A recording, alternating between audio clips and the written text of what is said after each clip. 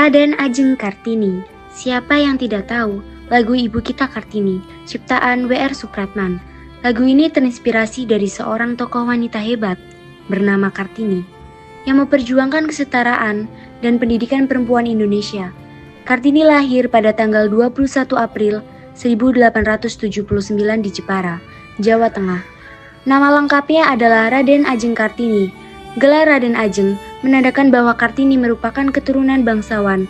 Ayahnya Raden Mas Adipati Aryo Sosro Diningrat adalah seorang bupati Jepara, sedangkan ibunya, M.A. Ngasirah, adalah putri dari seorang pemuka agama pada masa itu.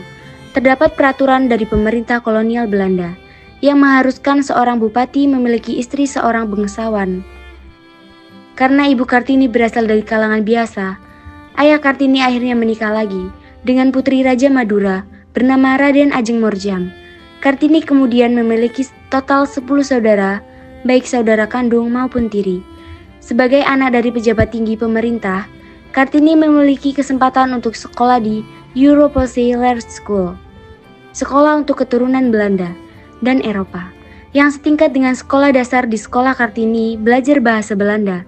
Kartini juga mendapatkan wawasan baru mengenai dunia luar dan literatur barat. Setelah lulus dari IELTS, Kartini masih berumur 12 tahun, tidak diizinkan ayahnya untuk melanjutkan sekolah di Hogerboer School. Setingkat sekolah menengah di Semarang, Kartini tidak bisa lepas dari adat istiadat Jawa yang ketat. Kartini harus menjalani pingitan, sebuah tradisi di mana gadis-gadis bangsawan tidak diperbolehkan keluar rumah hingga menikah. Dalam keterangan itu, Kartini terus melanjutkan kegiatan surat menyurat dengan teman-teman Belandanya. Ia pernah menulis surat yang berisi, "Berlalu sudah masa muda yang indah, sudah berlalu kepada Rosa Abendanon, istri dari J.H. Abendanon, seorang direktur Departemen Pendidikan Agama dan Industri Hindia Belanda." Kartini juga pernah menuliskan rasa putus asanya ketika menjalani pingitan kepada sahabat penanya yang bernama Stella Zeehandelar, seorang aktivis dari Belanda. Dalam surat lainnya, Kartini menceritakan nasib perempuan di daerahnya yang tertinggal jauh dan memiliki status sosial yang rendah.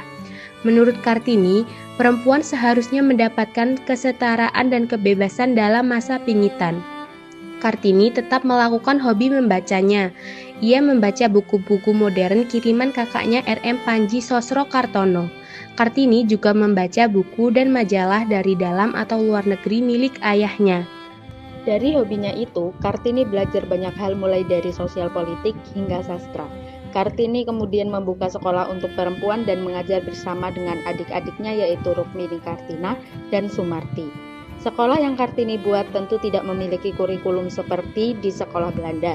Di sekolah Kartini, para perempuan diajarkan untuk membaca, menulis, dan menghitung, serta keterampilan lainnya seperti kerajinan tangan dan memasak. Pada usia 24 tahun, Kartini menikah dengan seorang Bupati Rembang bernama K.R.M. Adipati Aryo Singgih Jojo Adiningrat. Gelar Kartini kemudian berubah menjadi Raden Ayu dengan dukungan dari suaminya. Perjuangan Kartini terhadap hak-hak perempuan terus dilanjutkan.